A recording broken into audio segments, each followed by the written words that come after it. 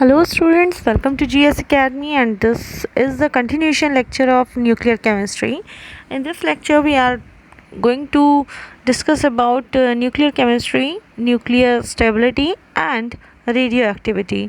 Now, as we know that the nucleus is composed of nucleons, that is protons and neutrons, and nucleus is characterized by two different number, atomic mass number and atomic number.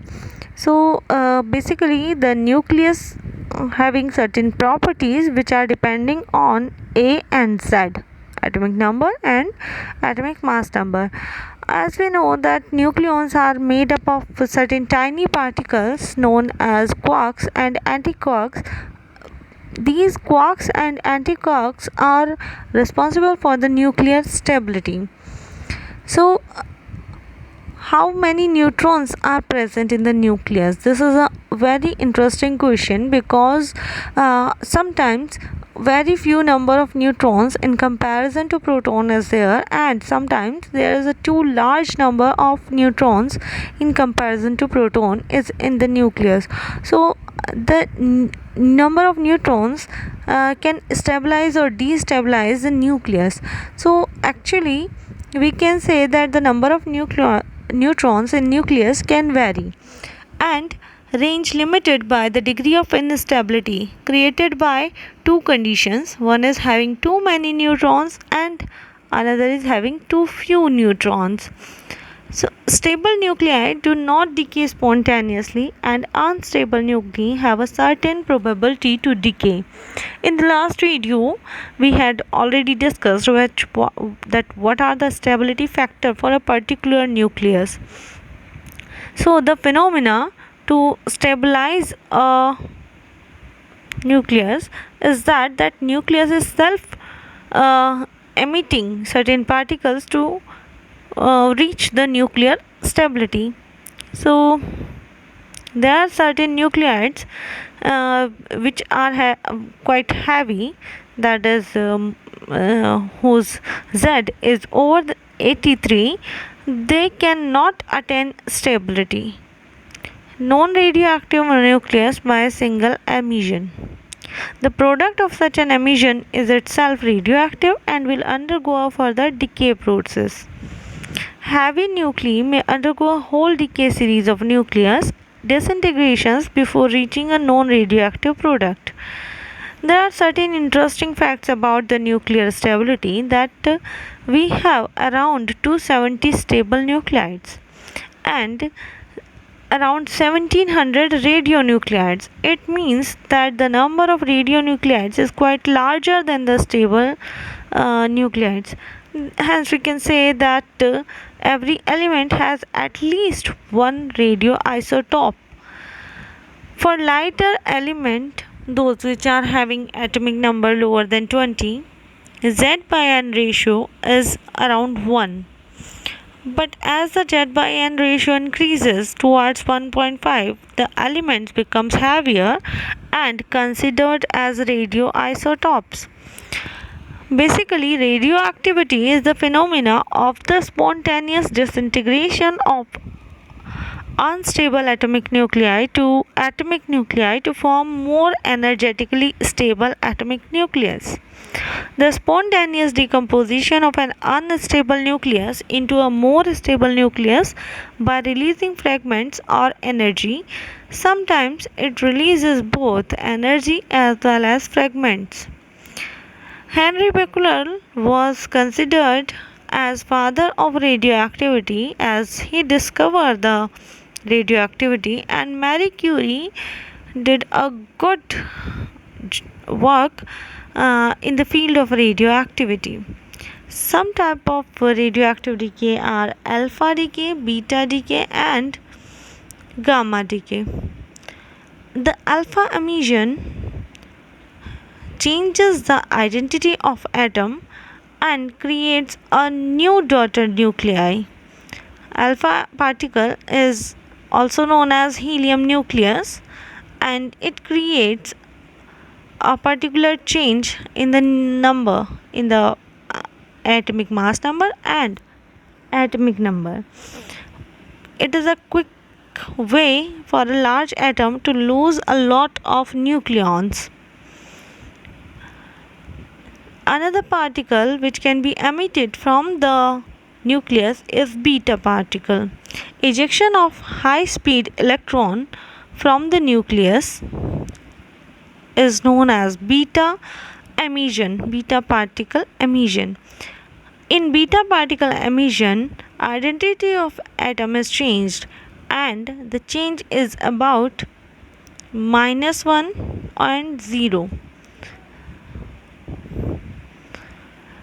The third emission, which is known as gamma emission, is a high energy electromagnetic radiation emission and usually occurs after emission of a decay particle forms a metastable nucleus.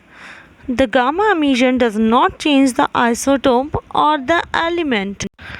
Now moving on to radiation energetics, the energy of different particles or rays can be compared according to the points, like alpha particles, which are relatively heavy and doubly charged, lose energy quickly in the matter.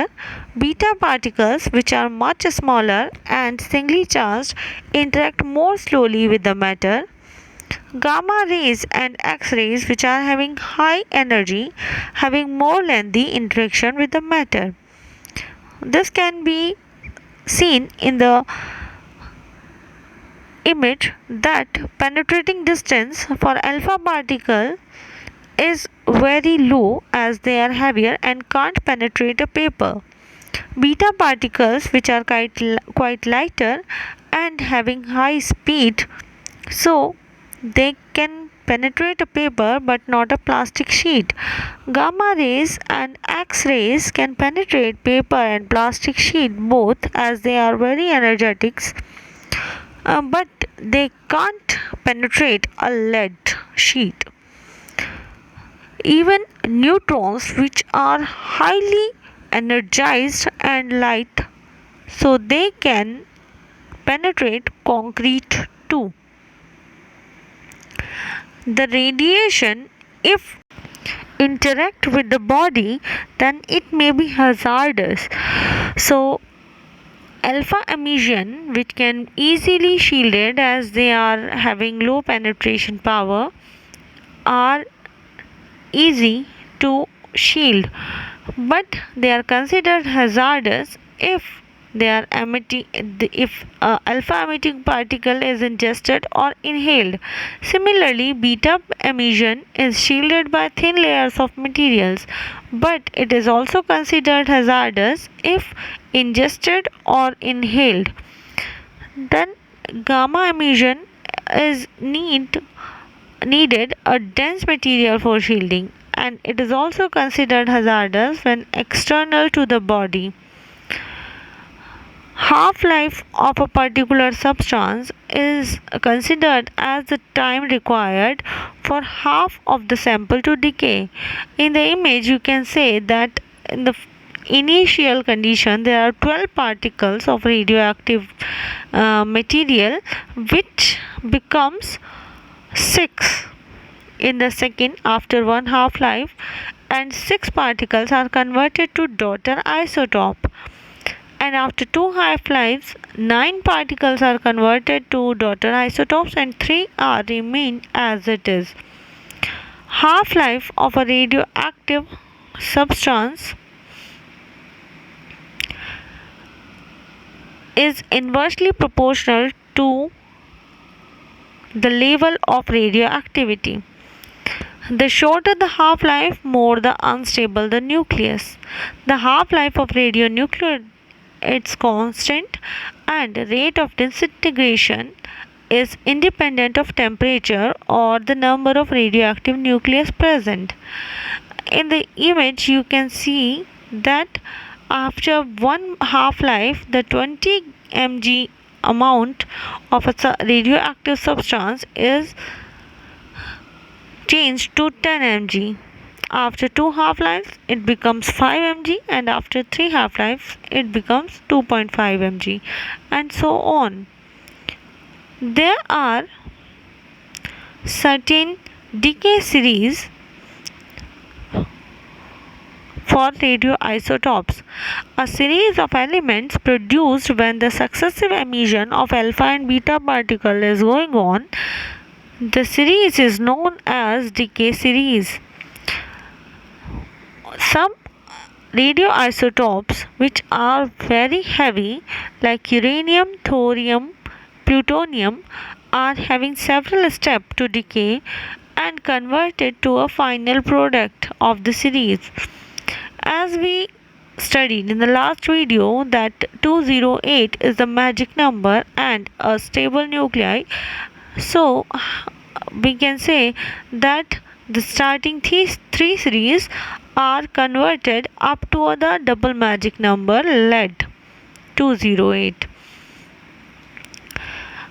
In the decay series, there are three examples of decay series are here: uranium, thorium and actinium. In all the three decay series, lead is the last daughter nuclei which is stabilized. Now, how can we measure the radioactivity? Radioactivity can be measured by different equipments. The most important one is Geiger-Müller counter. Other instruments like scintillation counter, ionization chamber, Wilson cloud chamber, bubble chamber, nuclear emulsions, film wedges are also there. But the most important is Geiger-Müller counter. Units of radioactivity are Curie, Becquerel and Rutherford. 1 Curie is equals to 3.7 into 10 power 10 radioactive decay per second. 1 Becquerel is 1 radioactive decay per second and 1 Rutherford is 1.106 radionuclide decay per second. In the image you can see the schematic diagram of GM counter. In this GM counter there is a tube which is having a metal wall which is made up of copper, and inside the chamber there is a anode which is of tungsten wire. The setup is having potential about 1200 volt and the tube is filled with the inert gas like argon and containing about 10% alcohol vapors.